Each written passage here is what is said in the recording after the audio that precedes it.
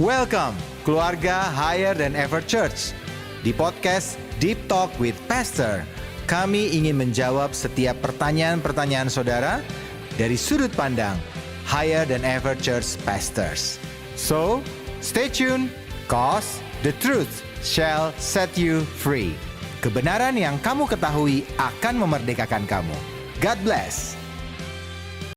Shalom keluarga Higher Than Ever Church, kita bertemu lagi dalam podcast Deep Talk with Pastor. The truth shall set you free. Kebenaran yang kita ketahui akan memerdekakan kita. Bagaimana kabar saudara semua yang ada di rumah? Saya berdoa semua sehat, semua bahagia, semua cinta Tuhan dan tentu diberkati. Dan hari ini kita akan kembali bersama-sama akan membahas satu pokok bahasan yang cukup banyak mungkin diperbincangkan hari-hari ini dan juga mungkin ada perdebatan di antara anak-anak Tuhan yang juga menyaksikan mungkin ibadah dan juga melihat khotbah yang pernah ditayangkan di JKI Higher Than Ever.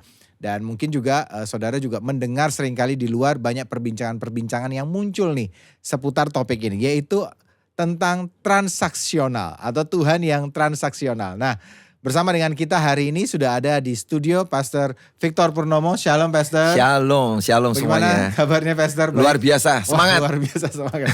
Oke Pastor.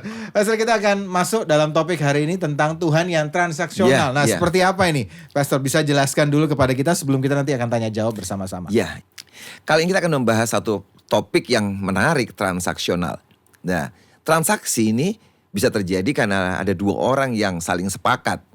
Misalkan dalam jual beli rumah kayak barang atau orang yang akan urus tentang hal jasa, tentu dua orang transaksi. Jadi ketika dikatakan Allah kita transaksional artinya Tuhan dan kita. Dan memang Tuhan kita itu dari pertama dia menciptakan manusia segambar serupa dengan dia. Untuk apa tujuannya? Supaya dua orang kerjasama.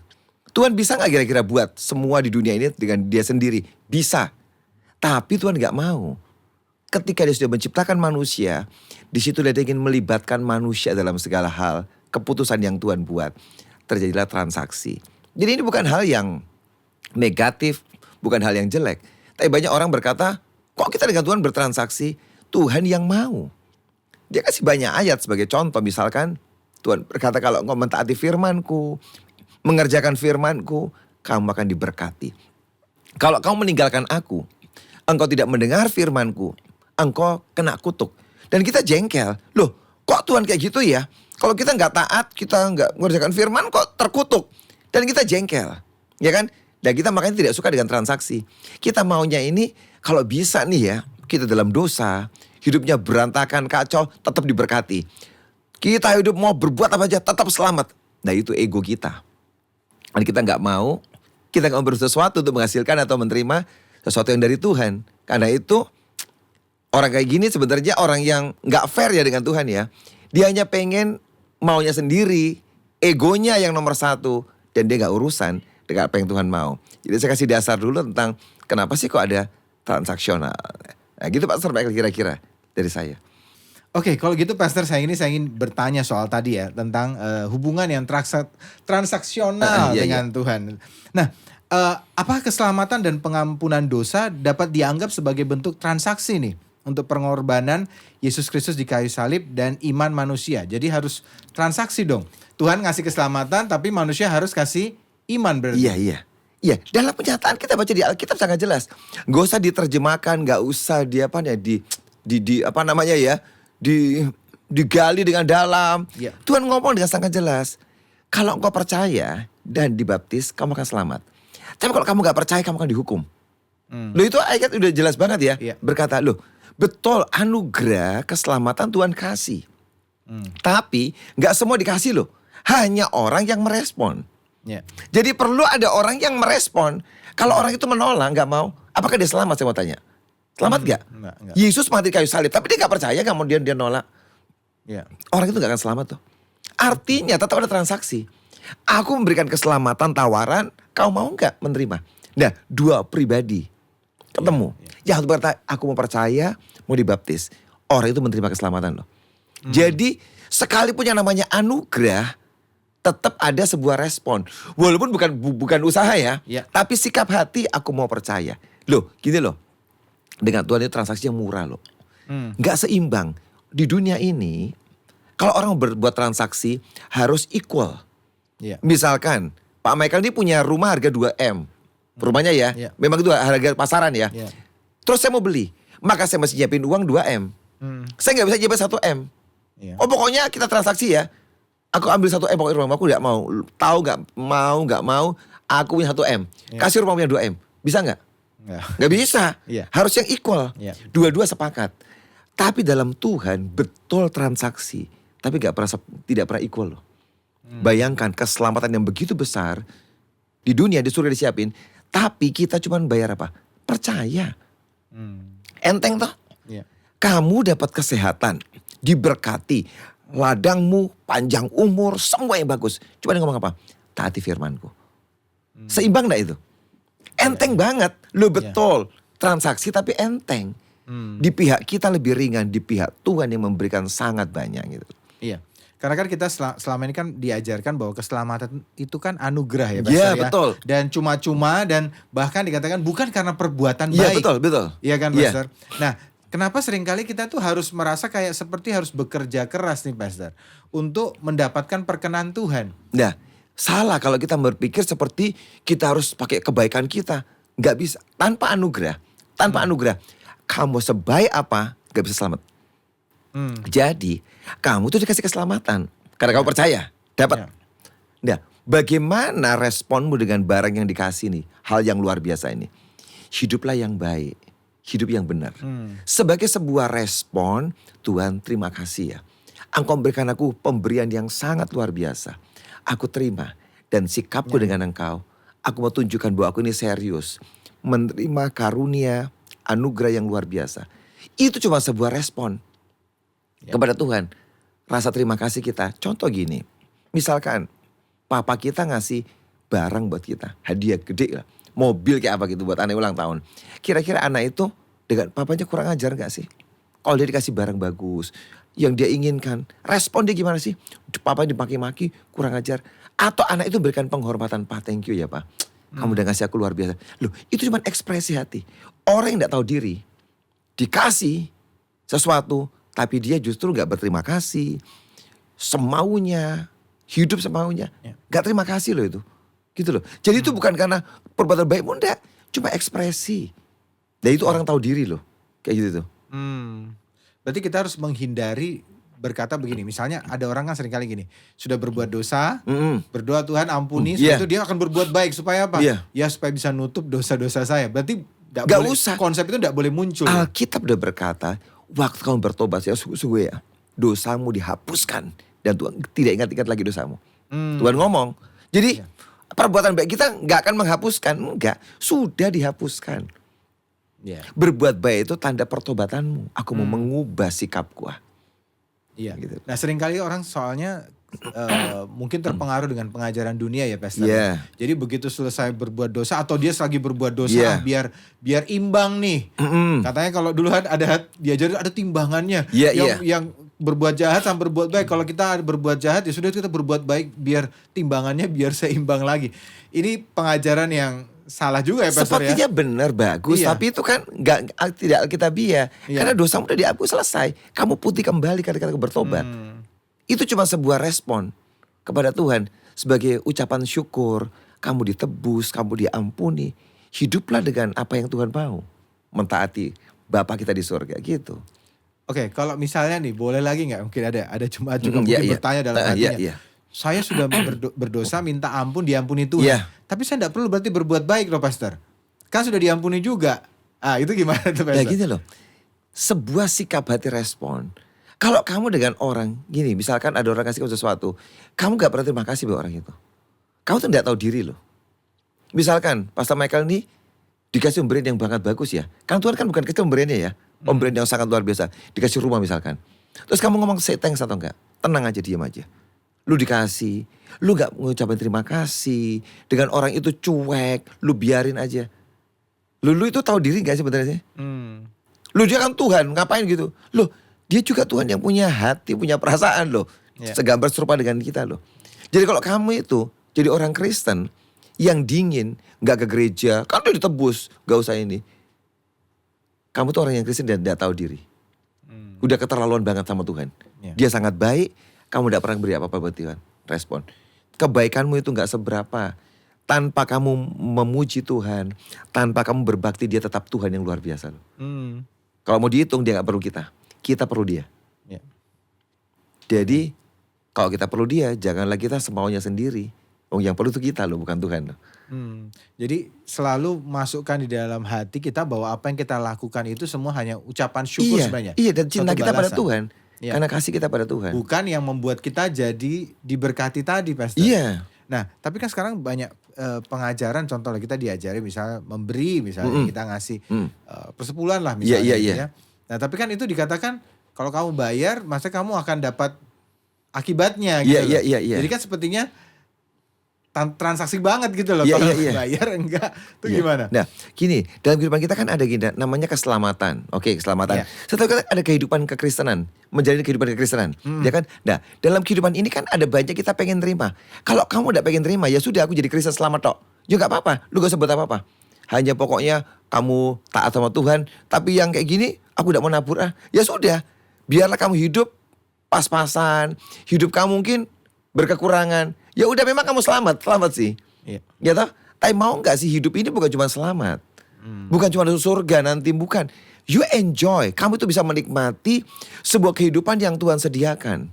Iya. Nah untuk bisa sampai ke sana, ya Tuhan kasih firman-firmannya, pengajarannya. Mau taat gak?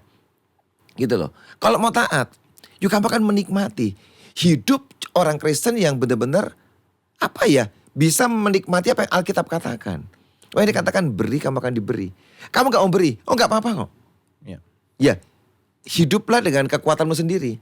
Gak ada sesuatu yang Tuhan berikan, dia firman-Nya kan. Dia yang mengucapkan maka dia akan menggenapi. Iya kan? Iya. Nah kalau kita rajin memberi. Tapi gini, memberinya itu bukan, banyak orang yang negatif sih. Ngomong gini loh, oh itu transaksi ya, kamu beri supaya kamu dia kasih 10 kali lipat. Lu gak usah ngomong itulah. Gak usah mikir gitu. Kalau kamu mentaati firman, biarkan dia yang berfirman yang menggenapi dalam kehidupan kita. Oke. Gak usah Tuhan diancam, diintimidasi. Tuhan udah ngasih loh, harus kasih gini. Lah itulah sikap-sikap yang ini loh. Sikap yang salah dalam banyak orang Kristen. Iya. Karena kok kayak gitu hatinya.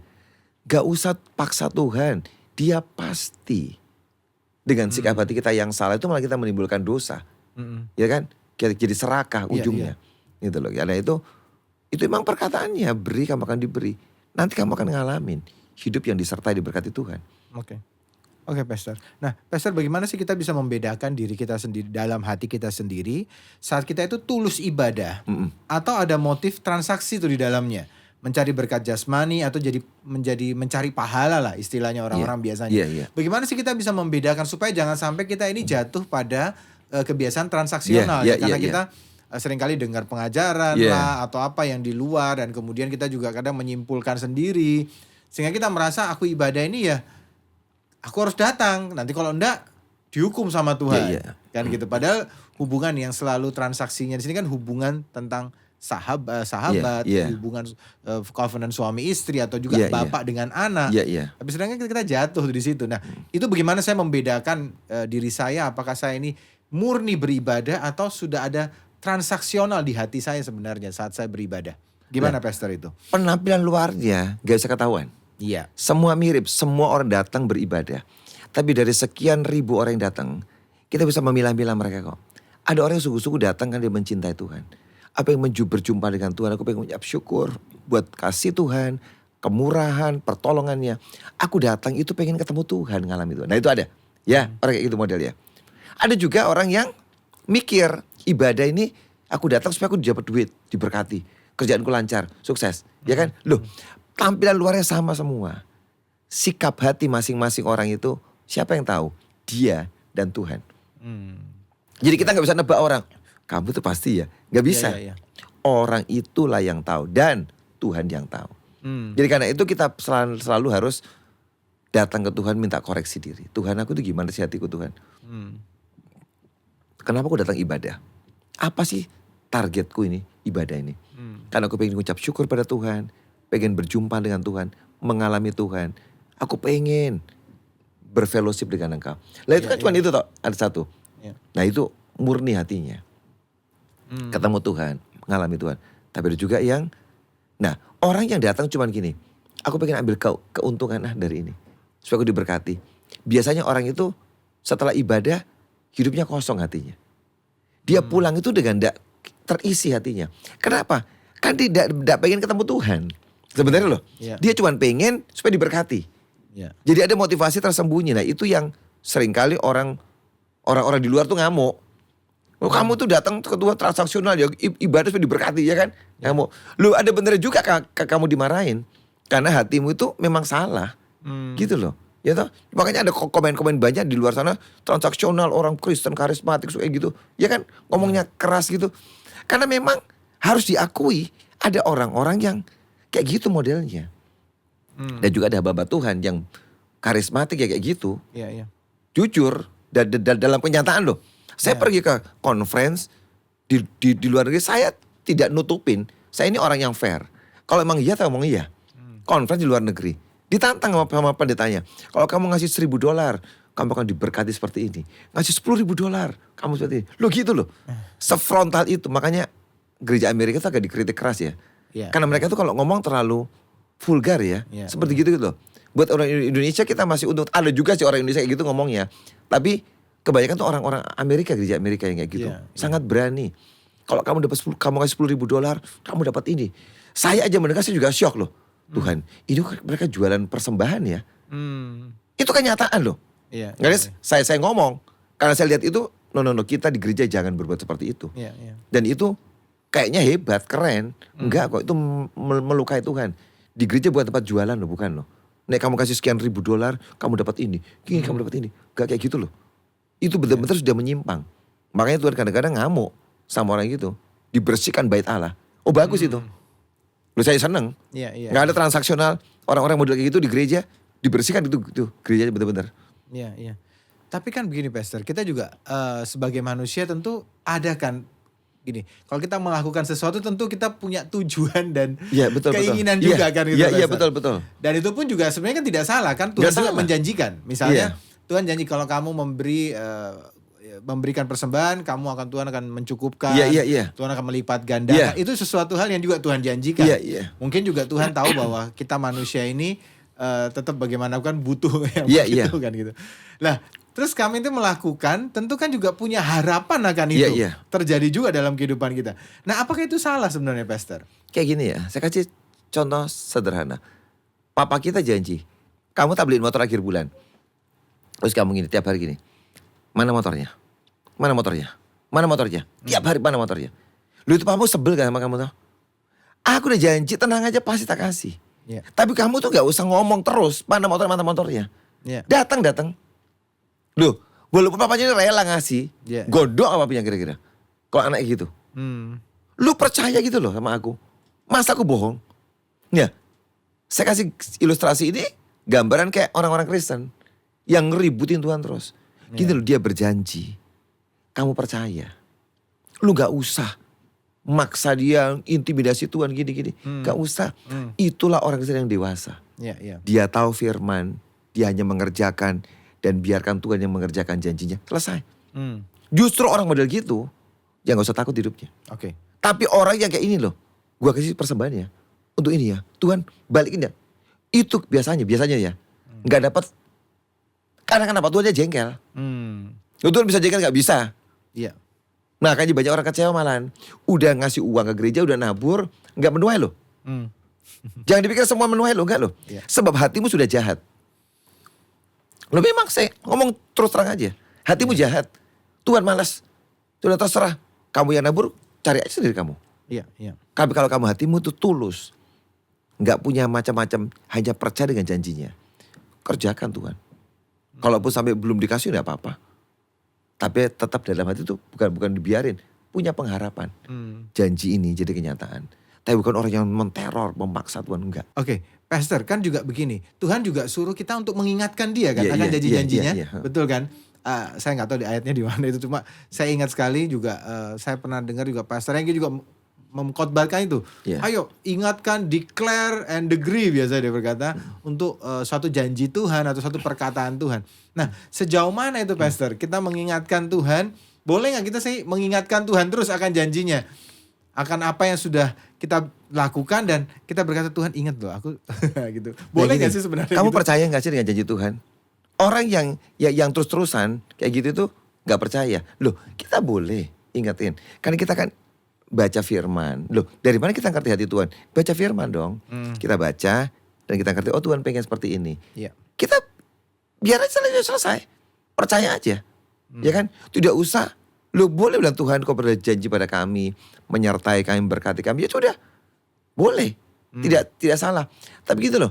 Sikap hatimu itu loh sing menteror Tuhan. Maksudnya itu yang jelek. Oke. Ya jadi kamu boleh tidak salah. Loh, Tuhan itu bukan Tuhan yang apanya sangat legalistik kayak gini. Enggak. Dan dia tuh Tuhan yang ngelihat sikap hatimu. Dan dia tahu loh. Lu pura-pura apa lu tulus loh. Makanya itu sangat hati-hati. Iya, iya. Jangan pikir lu gaya-gaya tulus-tulus. Tuhan bilang munafik kamu. Nah itu yang susah. Kita gak bisa nilai hati kita. Iya, iya. Tuhan yang menilai hati kita. Karena itu mesti hati-hati. Hati-hati Sikap hati. mengingatkan Tuhan hati-hati. Enggak, sikap hati kita. Bukan. Oh, bukan. Sikap hati kita. Iya, iya. Jangan sampai kita itu jadi orang itu yang serakah, yang apa gitu dengan Tuhan. Ya itu, hati-hati hati kita. Batasannya di mana, Pastor? Ada nggak batas kira-kira? Rasanya gimana gitu? Maksudnya saat kita tuh mengingatkan Tuhan yang oke, yang Tuhan juga mau sesuai Alkitab, dengan orang-orang yang tanda petik kayak meneror Tuhan gitu loh. Ya. Apakah ngancem-ngancem nih? Karena sering kan ada orang-orang yang ngancem. Kalau nggak ditolong, aku murtad, aku Iya. pindah agama. Lah, Gitu kan ada. lah itu loh. Ya itu orang-orang udah dari pertama sikap dia udah kayak gitu, udah jelek. Nah, tendensinya selalu gini, uang. Ada orang yang pikirnya cuma uang tok itu loh. Padahal ada banyak hal yang Tuhan bisa kerjakan dalam kehidupan kita. Ya. Kenapa sih kok kita selalu terus semua itu ukurannya pakai uang? Kenapa kita diributi masalah transaksional? Jujur, yang ribut-ribut masalah uang semua. Itu transaksional. Kesehatan tidak pernah dibahas tuh, biar aja. Karena semua orang pengen sehat dan itu bukan sesuatu yang memang itu orang perlu. Ya. Tapi selalu ributnya masalah uang itu loh. Nah, memang itu tuh udah ngomong, uang itu saingannya Tuhan. Ya. Makanya jadi keributan besar gara-gara transaksional itu masalah uang terus itu. Ya. Oh, kamu nabur dapat sekian, lu dapat ini, kerjaan kamu, bisnismu dapat baru, channel baru, pabrik baru, semua itu uang pokoknya. Iya. Nah, itu membuat orang dunia sebel ngeliat itu. Orang Kristen kok bukannya cinta Tuhan malah pikiran duit terus. Oke, Pastor. Nah, apakah ketaatan saya kepada perintah Tuhan itu adalah wujud dari seorang anak kepada bapak?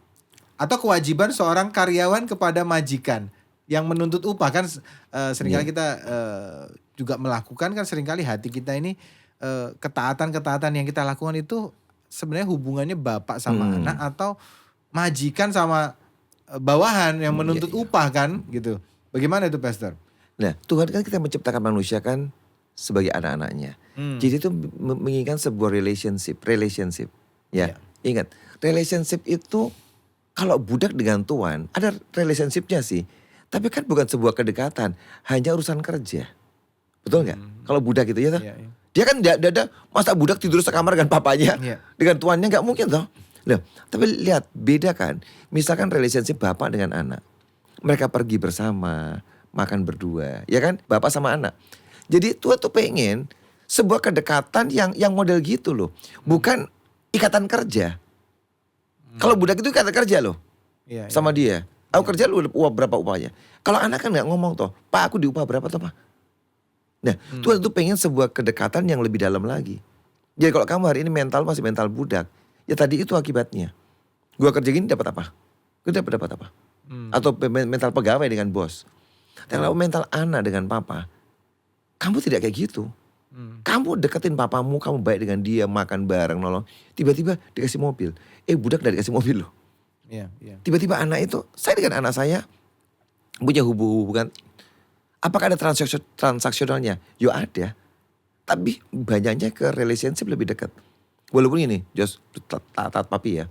Ya toh? Kamu harus kayak gini-gini. Ya saya ngomong. Iya. Nah kalau dia tuh menjengkelkan saya terus. Ya, tidak mentaati saya, melawan saya. Kira-kira saya tuh, saya kasih sesuatu. Tapi tidak akan semua. Ya toh? Iya. Akan sangat terbatas. Iya. Tapi kan dia tuh menyenangkan hati saya. Maka ada surprise yang dia gak pernah nyangka. Saya bisa memberikan buat dia. Kenapa? Karena dia itu menyenangkan hati saya. Bukan kalau dia menyenangkan terus saya kasih, enggak. Tapi karena memang, karena kedekatan kita, bapak dengan anak, kayak gini tiba-tiba, pengen ini ya.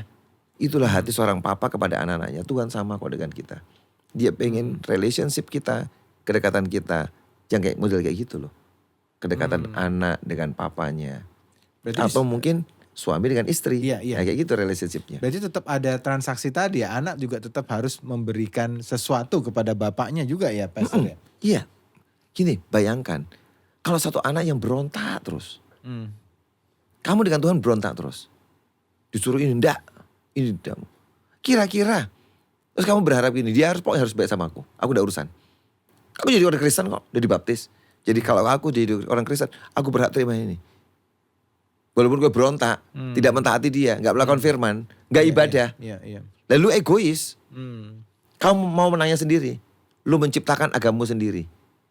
Yang berhak memutuskan firman itu kan Tuhan. Itu kan berkata dia. Iya. Bukan kita loh. Tuhan. Dia sudah baik banget loh. Mau memberikan ruang buat kita loh. Dia bisa kerja sendiri, bisa. Tapi dia memberikan ruang buat kita. Membuat transaksi berdua. Itu hebat loh Tuhan kita. Jadi bukan kita tidak ngomong Tuhan tuh enggak benar. Justru kita tuh menghargai perbuatannya. Dia tuh hebat loh ngajakin kita loh. Bertransaksi. Ya tapi seringkali kan salah orang ini adalah waktu dia berbuat baik tadi kan ada tujuannya sebenarnya. Perlu bisa nggak sih atau boleh nggak sih kita itu kan punya tujuan seperti itu loh Pastor. Kalau aku berbuat baik sama bapakku ini, ya aku nanti dikasih berkat gitu. Boleh nggak kita punya hati seperti itu kan? Sepertinya transaksi sekali ya. Aku kasih dia kebaikan supaya dia kasih aku berkat yang lebih banyak. Jujur, semua manusia gitu hatinya, dan Tuhan tahu. Ya. Itulah sifat manusia, karakter manusia. Ya gitu semua. Saat bagus-bagusnya orang, aku termasuk aku juga. Udah semua manusia. Tidak usah munafik, semua. Kalau kamu, maaf ya. Kalau kamu tidak dijanjikan oleh Tuhan keselamatan karena percaya Yesus. Mau percaya gak Yesus gak? Gak akan. Lah ngapain kita percaya dia? Wong gak ada apa-apanya. Makanya sengaja dia tahu siapa manusia. Makanya dibuat transaksi. Dia tahu siapa kita. Kalau manusia gak dijanji keselamatan, cinta Yesus, percaya pada Yesus, ke gereja mau gak? Lah ngapain aku ke gereja? Untuk mencintai Tuhan tok, gak ada apa-apanya. Makanya jujur, semua kita itu Tuhan tahu siapa kita. Makanya dia tuh rela bertransaksi sama kita. Gitu loh. Tapi kalau kamu Tuhan sudah sangat baik, jangan keterlaluan. Gitu loh. Oke Pastor. Oke Pastor, berikut saya ingin tanya nih. Kan apakah ada perubahan sebenarnya konsep yang ada di Alkitab? Karena perjanjian lama itu hukum Taurat itu kayaknya lebih bersifat transaksional nih. Kalau kita baca di mentaati firman ini ya. Perjanjian lama itu isinya kan gitu. Kalau 10 kali sudah melanggar menista aku tidak bisa masuk atau tidak diampuni dosanya gitu ya. Waktu orang-orang di Mesir bangsa Israel keluar dari Mesir. Ada begitu banyak mungkin konsep-konsep yang seperti itu. Tiba-tiba masuk perjanjian baru kan kasih karunia nih, Pastor. Kan ada perubahan nih. Nah, apakah memang ada perubahan seperti itu atau sebenarnya konsepnya sama aja? Kalau saya ngelihat tetap Tuhan kita Tuhan yang sama ya, tetap walaupun caranya agak berbeda ya, tapi saya lihat sama kok. Masalah keselamatan itu kan perjanjian baru keselamatan. Itu bukan perjanjian lama loh. Ya toh? Tentang memberi perjanjian baru semua. Ya kan, perjanjian lama ada loh. Iya. Perjanjian baru juga ada, tetap ada. Jadi kalau saya perjanjian lama dengan perjanjian baru nggak bisa dipotong ya. Saya kan belajar teologi ya. Bu itu sebuah satu kesatuan yang orang-orang yang nggak belajar dipotong. Oh ini perjanjian lama dulu udah nggak berlaku yang perjanjian baru. Kalau saya belajar teologi ya nggak ada. Itu satu kesatuan, satu cerita utuh. Cuma namanya PLPB namanya. Tapi itu cerita nyambung loh. Kalau PL nggak ada, PB nggak ada loh. Karena PL itu adalah sebuah kejadian yang membuat perjanjian baru ada. Itu ada dosa di PL, maka di PB ada penebusan. Kalau ini nggak ada dosa, nggak ada penebusan, ngapain dibuat penebusan? Jadi sebuah cerita yang berlangsung dari penciptaan sampai suatu kali Tuhan datang menjemput kita anak-anak yang diciptakan ini, ketemu dengan dia, tinggal dengan dia. Jadi kalau kita mau potong-potong, oh itu kan bedakan PL PB, itu satu cerita. Cuma memang Alkitabnya jadi dibagi dua, ditulis PL PB, tapi di konsep Tuhan nggak ada loh itu, nyambung jadi satu cerita itu. Satu kesatuan ceritanya. Iya. Gitu Karena loh. kalau kita baca kan sebenarnya di ahli Taurat yang sering kali mengajarkan itu kan mereka punya hukum-hukum yang harus dipatuhi Iya, kan. iya. Untuk itu tanda petik bisa menyenangkan hati Tuhan. Iya. Sedangkan Yesus datang semua hukum-hukum itu digenapi, tapi juga artinya saya hari Sabat tetap bisa nolong orang. Iya. Ada banyak begitu Iya, banyak iya. yang dirubah tentang kasih karunia dan sebagainya. Jadi maksudnya gini, zaman dulu ada batasan nih. Wah, kalau kamu berbuat dosa ini bangsa Israel 10 kali nih.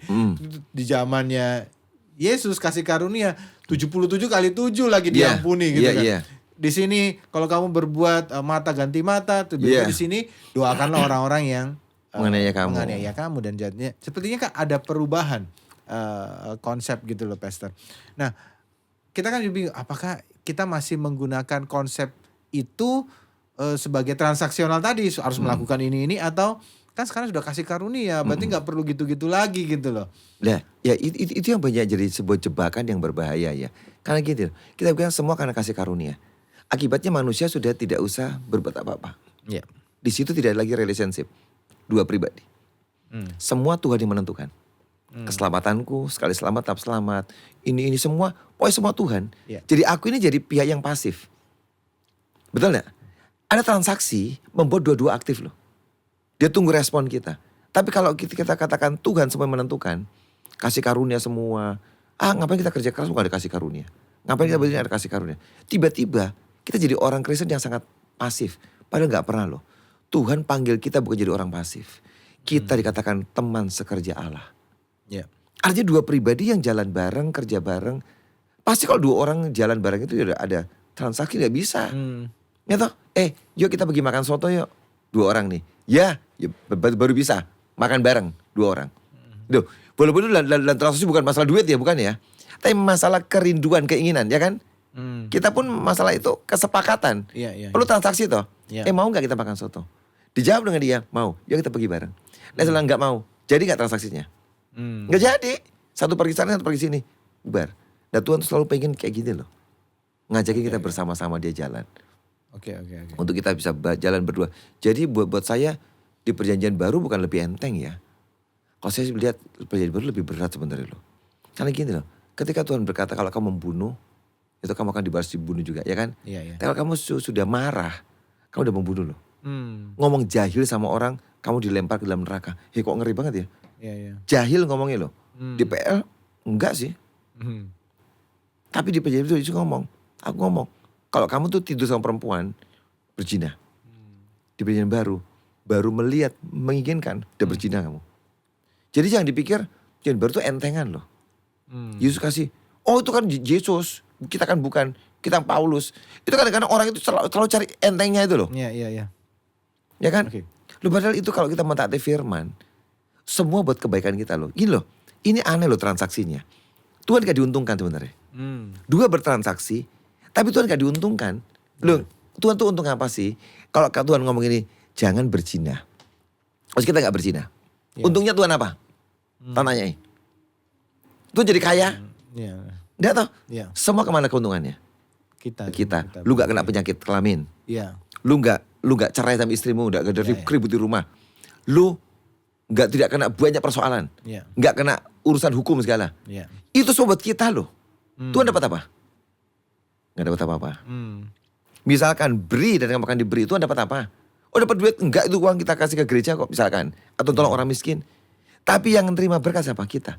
Loh, dua transaksi, tapi yang satu gak dapat apa-apa loh. Kita semua yang dapat loh. Itu masih repot, masih revel. Iya. Ya Tuhan sebel kira-kira. Dia gak dapat apa loh. Sejujurnya dalam transaksi ini loh. Iya. Tuhan tidak dapat apa. Justru dia buat ini supaya kita tuh diuntungkan. Supaya kita diberkati. Hidup kita dibuat lebih baik keadaannya. Itu tujuan Tuhan loh. Itu sebenarnya masih revel manusia. Malas dan gak mau. Iya. Saya kadang-kadang sebel loh. Gitu.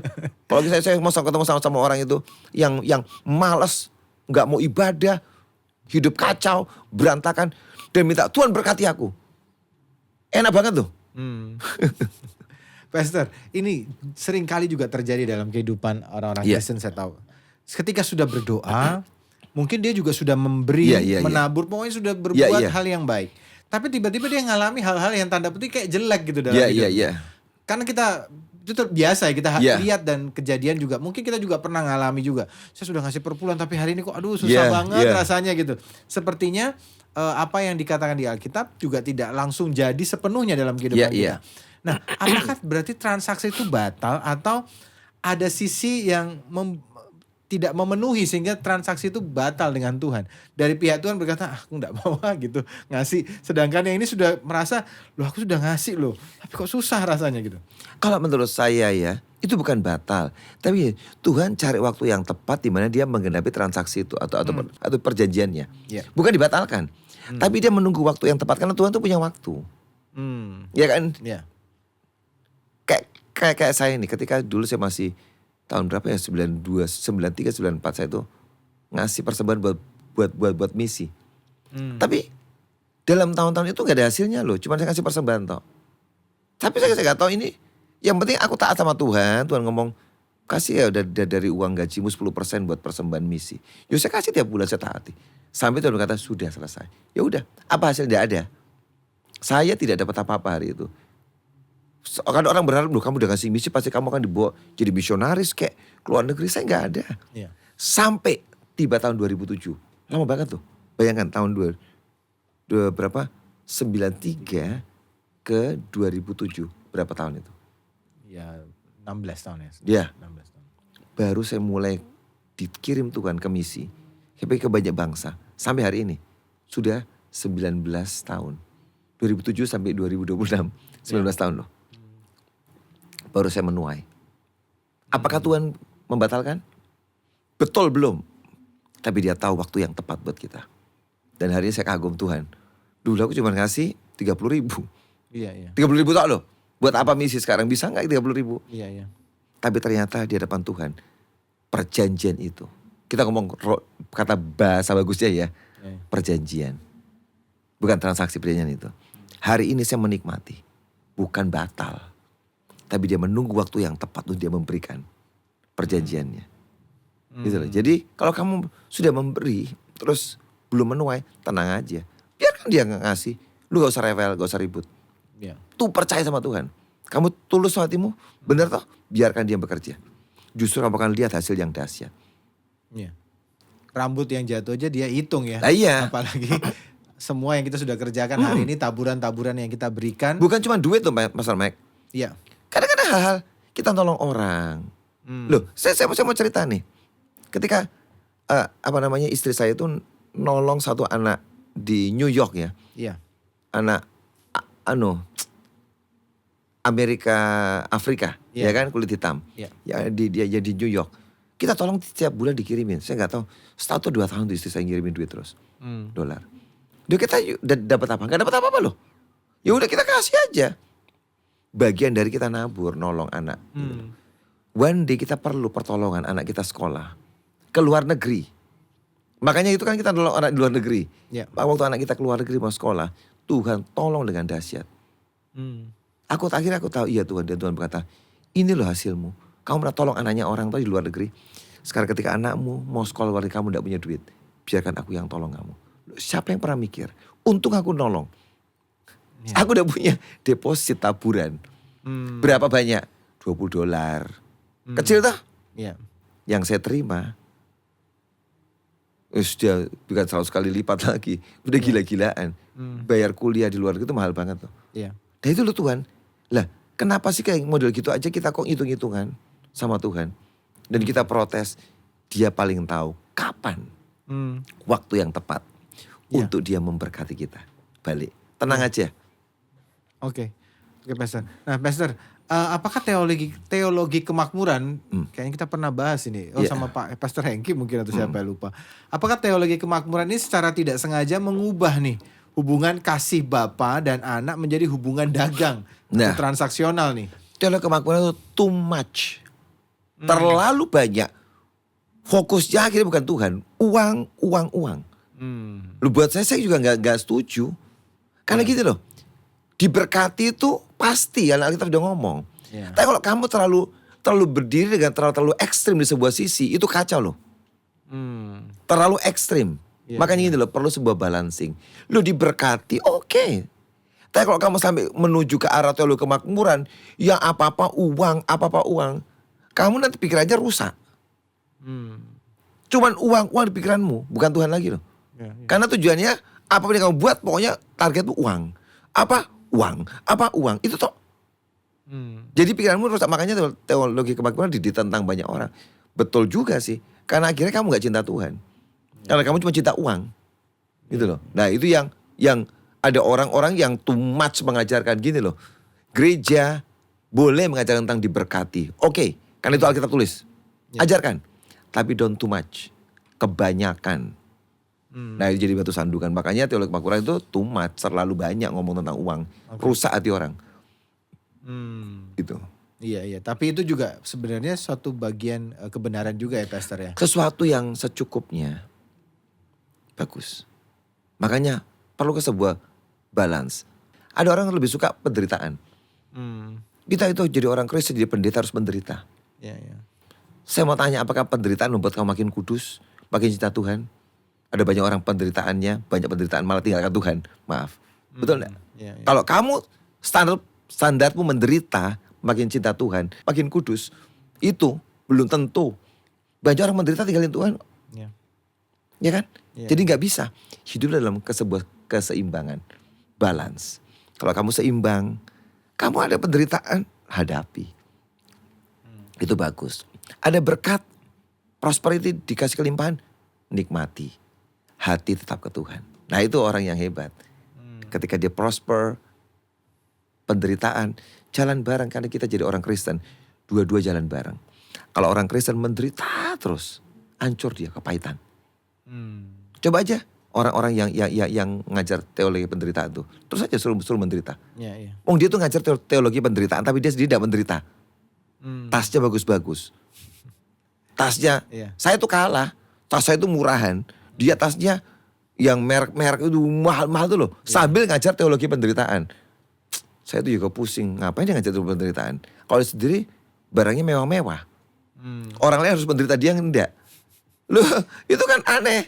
Iya. Gitu loh. Jadi kalau buat saya balance lah, seimbang. Kita diberkati itu nggak salah. Tapi jangan cinta uang. Kita menderita juga harus. Kalau orang Kristen nggak punya penderitaan, bahaya. Iya. Mungkin juga kenapa Tuhan seringkali waktu kita sudah memberi, Tuhan tidak langsung jawab supaya menyeimbangkan itu kali ya Pastor ya. Bisa supaya juga. hatinya jangan sampai kalau ngasih langsung dapat. Iya Ngasih gitu, dapat, betul. Ngasih dapat. Iya. Tuhan juga kadang seringkali nggak jawab itu. Mungkin banyak Bapak Ibu juga lahirin lagi stres juga, mungkin memikirkan, kok aku sudah bayar perpuluhan, sudah ini kok sepertinya nggak ada ini. Mungkin Tuhan juga pengen ngajar kita ya Pastor ya. Iya gitu. Supaya tidak ngasih berarti harus dapat. Ngasih, tapi ngasih dengan cinta ya sudah rela. Iya. Apapun yang terjadi. Tiba-tiba ketika dia memberkati kita di saat yang tepat ya. Waktu kita lagi butuh nih. Wah kita shock. Tuhan kamu kok luar biasa ya. Aku udah pernah nyangka. Betul. Kok tiba-tiba pertolonganmu luar biasa. Ya kan? Mungkin ketika kenapa di masa tua mungkin tiba-tiba. Ya kan? Pas masa muda dia baik ya kan. Nabur. Kok gak ada hasilnya ya. Ketika dia tua tiba-tiba dia ada orang kasih jaminan. Tiba-tiba orang kasih tolong ini. Menjamin masa tuanya. Ditolong ini, tolong gitu. Oh iya Tuhan. Dulu ternyata taburanku gak pernah sia-sia ya. Jadi kita tuh tidak usah ngatur Tuhan. Jangan jadi Tuhan. Iya. Kalau kita itu mau ngancam-ngancam Tuhan, kita jadi Tuhan loh. Kita yang ngatur Tuhan harus gini. Harus gini Tuhan. Dia tetap Tuhan. Kita bukan. Kita ini cuman ciptaannya mau ngatur-ngatur. Iya. Pastor, bagaimana sih, ini 2 pertanyaan lagi kita akan selesai. Iya. Bagaimana sih membedakan antara kita ini memberi yang tulus dengan sikap seperti nyogok Tuhan nih. Seperti banyak orang bilang begini, kalau beri perpuluhan atau beri persembahan itu seperti uang keamanan, Pastor. Iya kan? Artinya kalau kita tidak ngasih nanti kita bisa kena masalah nih. Iya. Tapi kalau kita ngasih, Tuhan tuh seperti, oke, lu sudah ngasih, aman deh. Gue ngejagain semua. Tapi lu udah ngasih, siap-siap nuh. Masalah bisa datang dan sebagainya. Nah bagaimana sih sebenarnya kita itu mengatur juga atau membedakan juga sikap hati kita itu supaya jangan sampai kita itu berbuat baik atau juga memberi persembahan atau persepuluhan jangan sampai seperti orang nyogok ke Tuhan gitu loh Pastor. Nah orang-orang yang memberi dengan berpikir untuk keamanan, untuk supaya begini itu kayak orang yang apa ya, dengan debt collector tuh loh. Aku ngasih duit supaya aku tuh aman, nggak dikoyak-oyak, nggak diapain. Padahal kita bukan loh, kita dengan Tuhan tuh relationship kita anak dan bapak loh. Ya kan? Anak dan papa. Kamu misalkan papamu ada sesuatu yang papamu ini kamu lihat, kamu memberi apa, kamu pengen atau papamu, papa harus kayak gini loh sama aku. Itu sebagai seorang anak dengan papanya itu loh. Iya. Papa misalkan papa udah tua, gitu. Terus kamu jemput pakai mobil, kamu ajak makan, beliin, "Pak, tak beliin ini ya." Begini. Terus kamu tuh punya keinginan harus gini papa be aku. Ya kan? Bukan tuh. Karena kamu mencintai papamu. Kamu lakukan semua, kamu memberi ini, tolong ini. Bukan karena apa? Karena kamu ingat papaku sama aku baik banget loh. Pas aku masih kecil, di sekolahin dia kerja keras, gini. Sekarang aku itu pengen membalas cintanya, kebaikannya. Jadi seorang anak yang baik mengabdi pada papaku. Tapi waktu kamu memberi semua itu, bukan dengan maksud-maksud yang negatif, enggak. Cinta. Itu loh, makanya mencintai Tuhan itu yang membuat semua itu menjadi luar biasa loh. Ada unsur cintanya. Bukan unsur ketakutan, ancaman, bukan. Relation kita dengan Tuhan, hubungan kita dengan Tuhan, hubungan cinta dan kasih. Itu membuat semua bisa smooth dan luar biasa. Kalau di luar hubungan kasih dengan Tuhan, wis bahaya. Isinya take and give. Nah, itu. Aku tak kasih, apa-apa. Iya. Nah itu hubungan take and give. Tapi kita dengan Tuhan bukan loh. Relationship bapak dan anak. Oke. Kecuali itu anak kurang ajar memang ada sih. yang keterlaluan. Saya tuh kemarin malam-malam anak saya yang kecil tuh datang. Saya dikasih catatan tuh Pastor. Jadi gini, kalau pijet tangan 15.000, Yeah. pijet kaki 15. Semua dicatetin semua. Iya, iya. Kalau mau perawatan wajah 15.000 anak cewek. Jadi Iya. ya sudah, perawatan wajah saya minta gitu. Iya. Dibersihin mukanya, digini. Terus apa lagi? Papi mau apa lagi katanya? Ya udah, sekarang pijet dulu kaki 15.000. Sudah semua sebenarnya. Papi sekarang tagihannya berarti hari ini 50.000 ya total itu.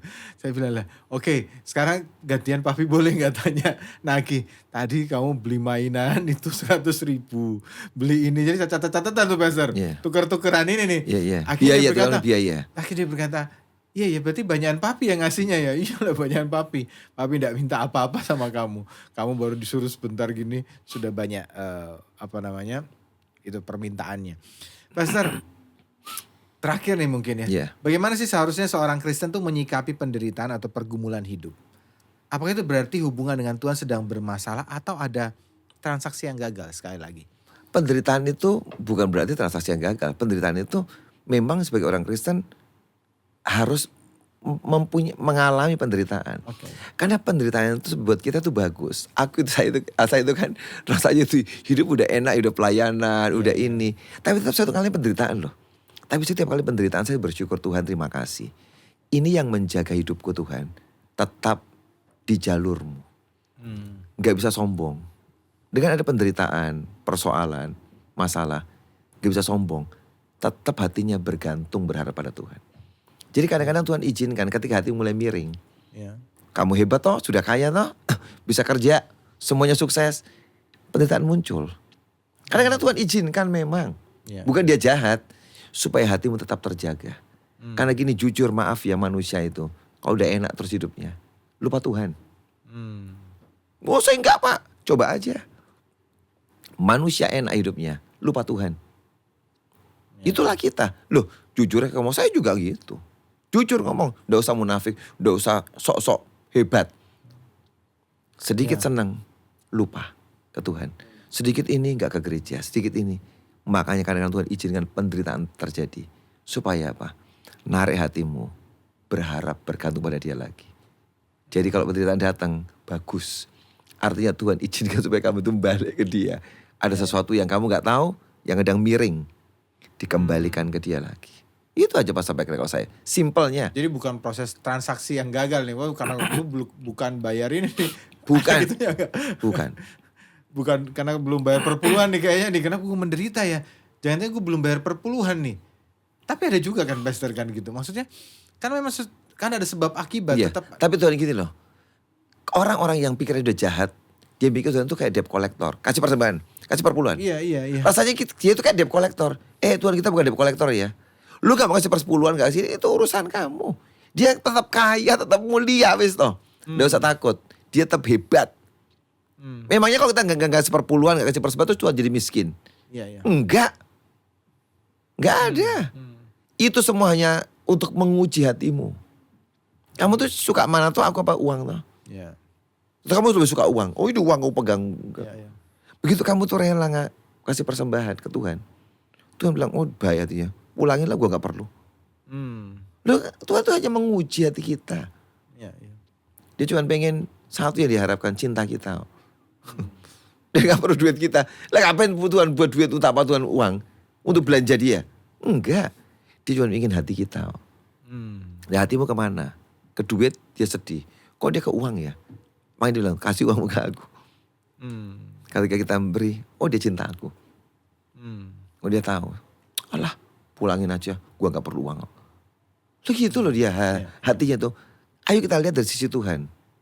Gitu. Jangan dari sisi terus Tuhan tuh jahat ya. Soalnya minta-minta.